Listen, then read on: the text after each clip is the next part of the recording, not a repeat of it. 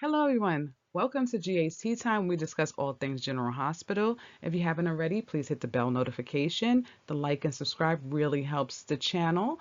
And I want to send a special thank you for everybody that has already subscribed. So, guys, let's get our teacups, let's get our snacks, and let's get ready to discuss our favorite characters. General Hospital Daily Recap, Thursday, March 26, 2026. Look at that, 2026, 2026. That's cool. Anyway, guys, there was a bunch of people in this episode. There was Rick, some Sunny, some Tracy, some Alexis, bunch of people. So let's see what our favorite bunch of characters are up to.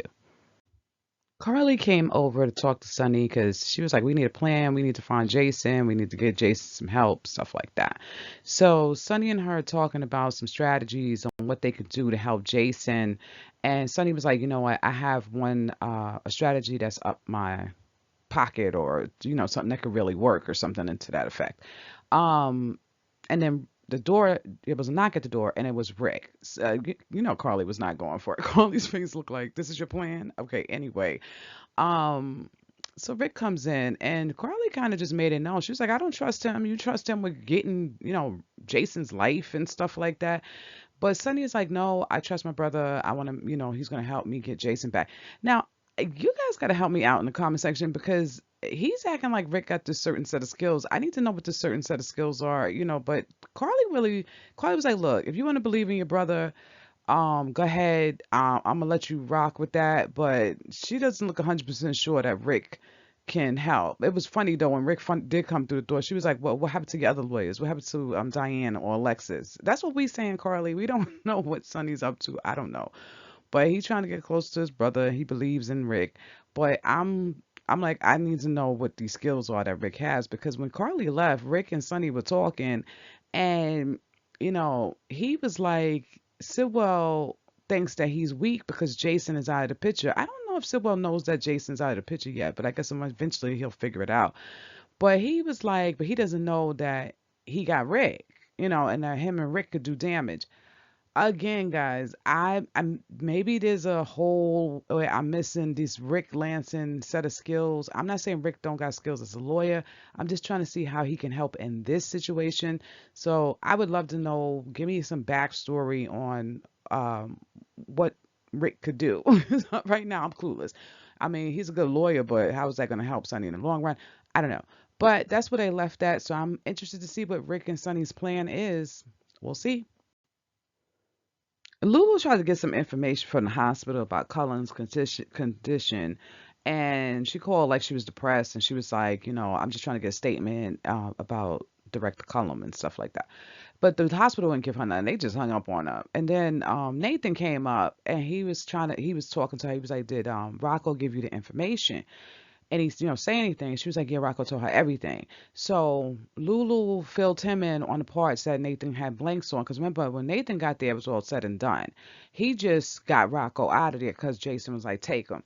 But he didn't know, how Cullum got shot, all that kind of stuff, why Rocco was there and all that kind of things. So in the end of everything, Lulu kind of seemed like she wanted to tell, she was kind of considering it to let Rocco come forward. But Nathan made a valid point. He was like, no, it's because Lulu felt bad because she was like, you know what the WSB is going to do to Jason? They're going to lock him away. He's going to spend the rest of his life there, and stuff like that. So Nathan was like, Jason knows exactly what he's doing. He knows that he doesn't want that for Rocco. So that's why he's taking the blame for all of this. Because what are they going to do to Rocco? They found out he did this. And that's Sonny's grandson. And Cullum, he's going to take that boy and lock him in the bottom of some hole somewhere. So, with that said, you know, he told Lulu, listen, Jason is actually taking the blame for this and let him. Don't say nothing. You can never say anything about this. But here's my dilemma. And this is where I'm like, I'm on the fence about they should tell Dante. It's too many people that hold in a piece of the secret. I feel like if they all kind of got together and said something, maybe some kind of plan can be put together. Because Cullum is dirty. The WSB is doing dirt. And one person knowing one thing, one person knowing another. I don't know. Somehow I feel like if they could put all this information together, they can come up with some kind of plan. But we'll see. I think for the right now, Nathan is right. Lulu shouldn't say anything. I'm telling you, I don't know how long that's going to last because I don't think Rocco is going to be able to live with himself. I think this is going to run him slowly crazy. We'll see. Dante called Stilwell down to the station to kind of, interview him and I guess give him an update, something like that. So Dante asked him straight out, right? He said, did you know anybody that want to harm your son? Stilwell came out and was like, your father. I was just like, dang. But Dante made a valid point. He was like, look, he said, I ain't saying, he said, my father wouldn't have done it that way. That's basically kind of what Dante was saying. Because he was like, that was his lawyer's office, right? One of his baby mamas worked there. The whole thing is wrong. This is not a Sonny MO. Like he's not gonna do that there and put all his people in jeopardy and all types of stuff. No, that's not how Sonny does things. But we understand Sitwell is angry and he's looking for somebody to blame. So at the end of everything, he didn't even hear that when Dante said that. He was kind of blew that off. He was like, it's Sonny. He told Dante he needed to recuse himself from this investigation because he's biased and he's not going to be able to do what he needs to do to go get his father. Dante was not listening to that. He was like, look, this is my precinct, my thing. You can't tell me what to do. But in a way, he should recuse himself. What if it is Sonny? But we don't know it's not. But this makes it so funny when they have to do these things because it's like it's such a conflict of interest on everybody's part. But anyway, he kind of shut Sitwell down, told Sitwell, listen, he's going to do his investigation, but he doesn't think it's his father. Sitwell has another thing in mind. I think if Sitwell was to sit still for 3 minutes, he would realize that wasn't Sonny that did this. But we'll see. As Sitwell and Dante were wrapping up, Sitwell walked into the hallway and he saw Lucas. So he's just staring at Lucas. And at first I was like, okay, what's going to happen with this? But anyway, he runs over and hugs Lucas. Now I'll tell you again, I felt bad for Sitwell, right? Because I'm like, oh my goodness, he lost his son, but he's such a dirtbag. He does so many things. Like, he would have no problem. Look what he did to Rocco and had them people beat up Rocco when he was in juvie or whatever, just to get back at Sonny and them. So so much you could feel bad for him, but I did feel bad. He hugged Lucas and he was like, you were the only one that loved my son, like how the other person that loved my son just like me, right? So Lucas didn't say much, but he's just looking at Silver. And then Silver had the nerve to say, you can come back to Windermere. Windermere is your home too. I was like, he is never coming back to that place. I don't know. Maybe he might try to give Britt's medication, but I would never go over there ever again in life. But Lucas was quiet, and then he went in to see Dante, and this is the part where I'm confused about. Dante's asking him some questions. He didn't say anything about what was going on to Dante. This one I don't understand. He didn't say anything about Britt. He didn't say anything about what's the other thing? Oh my goodness, now I'm drawing a blank. He didn't say anything about Cullum. That's what I'm saying. He didn't say anything about Cullum and how he had Brit medication. I don't know why he's hiding this part. Like that to me was a little weird. I would have brought that out. But in that he thought that maybe these people had something to do with Cullum. Even if he didn't bring Brit's name in it, just saying like, I don't know. He would have had to say something about Brit's medication. But I think he should have told Dante that. Let me know what you guys think. I think I didn't understand why Lucas lied. I just thought that he should have said something about this. Guys, don't forget to hit the bell notification and the subscribe button because it really helps the channel. Well, Lucas and Ava were talking. Ava came over to console Lucas because he knew he was really upset about what happened with Marco. The most interesting thing about this is Lucas is saying that, he truly loved Marco and that, he was glad that Marco knew that he loved him. But he was telling Ava that he feels responsible for for Marco's death. Now, I say he is partially responsible because this whack the dude plan that they had, it was not a good plan, right? So these people was dangerous. They needed a more tighter plan. That wasn't it. He didn't tell Ava why though. He just kind of left it at that. So Ava was telling him, "You're not responsible for his death. Somebody did this. This bad person did this to him." No, Lucas is right. He should be kind of riddled with guilt. He had some, contributed to what happened to Marco, and so did Marco. So it's just a messy situation. But Ava was there for him, which is good. At least he has Ava. I'm shocked that he didn't tell. Nobody's told Carly yet.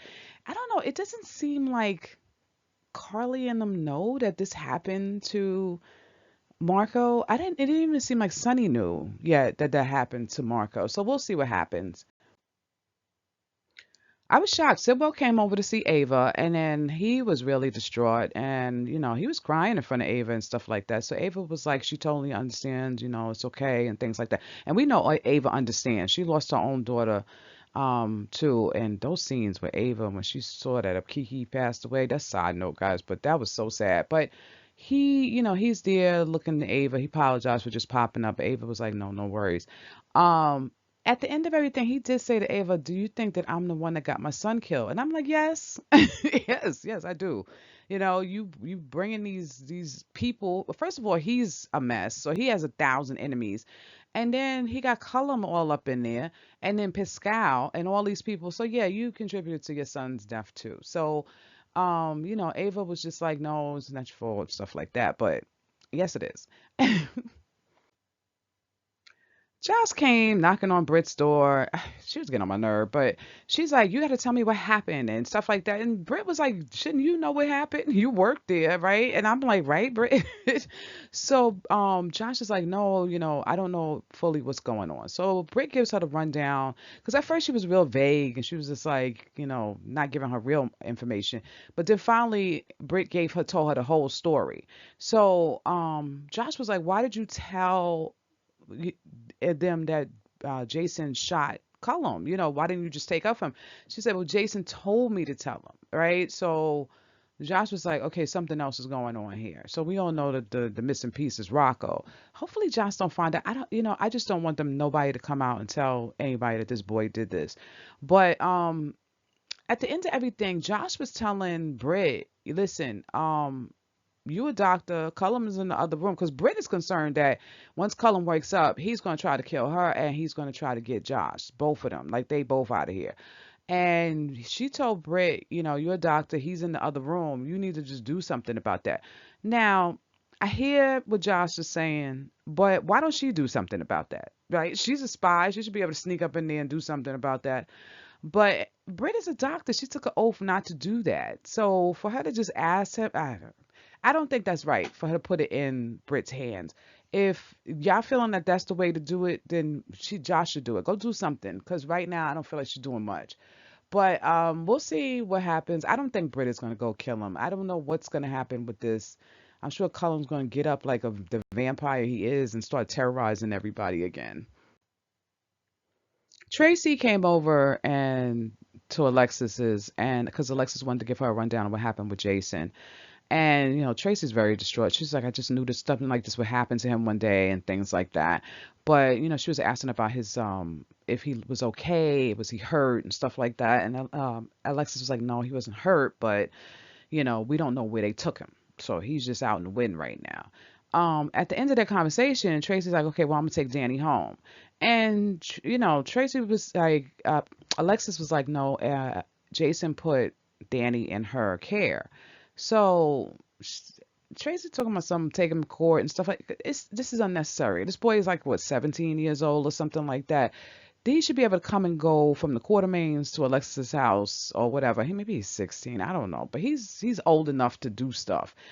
At the end of it, they kind of made an agreement and said, okay, you know what, he could split his time between the houses because Alexis feel like he need as much family around as possible. So he should be at her house because she has structure and rules and things like that. That's when Carly came up and Carly made some valid points. She was like, he is what's Sam and Jason's child, right?